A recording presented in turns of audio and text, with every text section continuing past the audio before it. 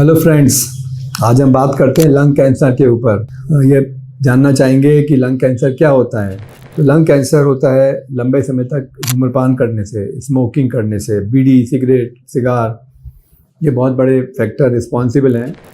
और समय के साथ कोई ऑफन यंगस्टर्स 15, 16, 17 की एज में स्मोकिंग शुरू कर देते हैं और ये एज विलेज, गांव के परिप्रेक्ष्य में और कम होती है जब पहला स्मोक किया जाता है। तो समय के साथ होते होते सालों साल तक धुआं जाता है। धुआं में इस स्मोक में कई सारे तत्व हैं जिसमें एरोमेटिक हाइड्रोकार्बन सबसे खतरनाक होते हैं।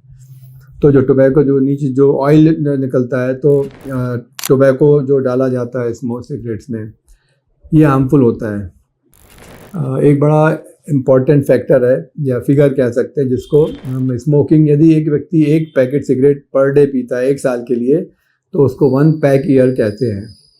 तो जितने साल स्मोकिंग होती चली जाती है, पैक ईयर्स बढ़ते चले जाते हैं, रिस्क ऑफ कैंसर बढ़ती चली जाती है।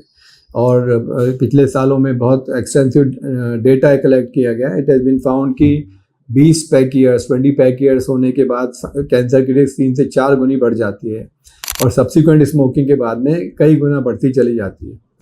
दूसरा, एज बढ़ने के साथ साथ कैंसर, लंग कैंसर की रिस्क भी उसी प्रोपोर्शन में बढ़ती चली जाती है। तो एक तो अब क्या है कि हम कैसे समझेंगे कि किसी व्यक्ति को कैंसर है।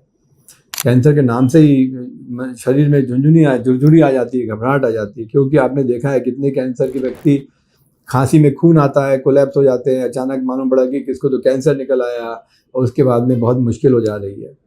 तो मुख्य लक्षण होते हैं वजन, लंबी खांसी आना। ये व्यक्ति जो जनरली स्मोकर होते हैं और इसमें मेल्स और फीमेल्स दोनों हो सकते हैं। अभी तक कुछ डिकेड्स पहले तक मुख्यतः मेल्स में होती थी, और जब से फीमेल भी स्मोक कर रही हैं तो वो भी उतनी ही रिस्क पर हैं लंग कैंसर होने की।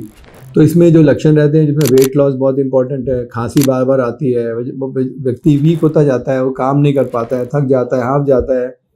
और जब लंग कैंसर अंदर फैल के खून की नलियों को डैमेज करता है तो उस समय खांसी में खून आना शुरू हो जाता है। और ये सबसे बड़ा ट्रिगर है, क्योंकि खांसी में खून देख के कोई भी घबराता है, एकदम पैनिक करता है, मुझे खून क्यों आ रहा है, क्या बात है।